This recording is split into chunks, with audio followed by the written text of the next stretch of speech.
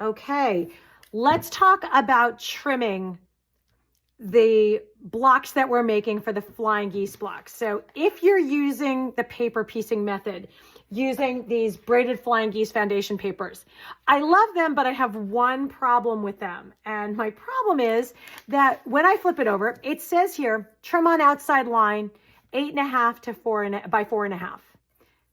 Now, when I measured this, I'm not sure if you can see that or not. I know there are a lot of lines going on.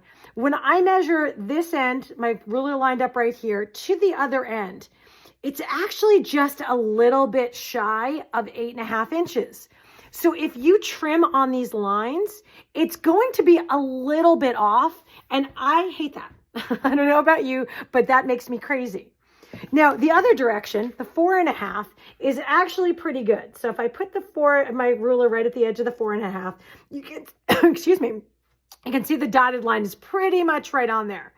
So what I've been doing, and when I trim my flying geese blocks, instead of just trimming on those lines, I've picked a line to start for the 4.5. So I usually start like this. And again, the 4.5 really isn't our problem. This is the first time I'm using this mat. We've just got this light box that has a cutting mat on top of it, which is kind of neat. So I'm just going to trim that piece off. And instead of just trimming on the line, just to make sure, I'm going to put my ruler at 4.5 here and trim. Okay. I'm going to do the same thing here at the 8.5. And what I've been doing, again, because that 8.5 is just that tiny bit off, I've just been centering it, like kind of splitting the difference. And it really is not much. It's probably a couple of hairs. But again, if it's going to be off, every little bit your block is off is a little bit annoying when you're trying to put it together. So I'm not sure if you can see that, but I'm just a hair over on both sides. I've centered it on 8.5. And I'm going to trim down. And now just go to my 8.5 line. Okay.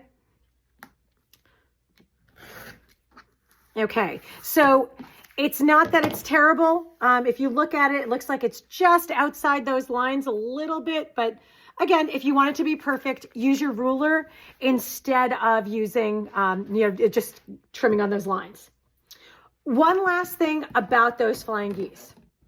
So I have some here that are kind of in various stages of construction. Let me just show you here. And the other one is probably over my cutting board, or my ironing surface. But oh, my assistant is coming with it. Thank you very much. So you get to decide which fabrics are going to be with each other when we're talking about the flying geese. Okay, so if I show you again the pattern here, each one is just using the same fabrics, the print fabrics that we use for our block this month. I usually plan them out, all 4 of them, so that if I don't want this fabric with this fabric in both of them, again, I kind of mix them up. So each one has a different pairing. One of them is for the short side, one of the greens is for the short, one is for the long, and the same thing for each of the other colors. So I like to do that just to make sure I don't make 3 of them and then oops, I have 2 of the golds left that flying geese is going to be all gold. Completely up to you.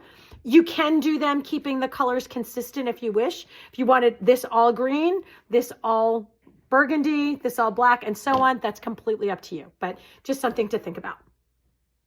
All right, thanks so much. I hope this was helpful. I think I did mention in this video that we do have our Block of the Month support group the second Thursday from 5 p.m.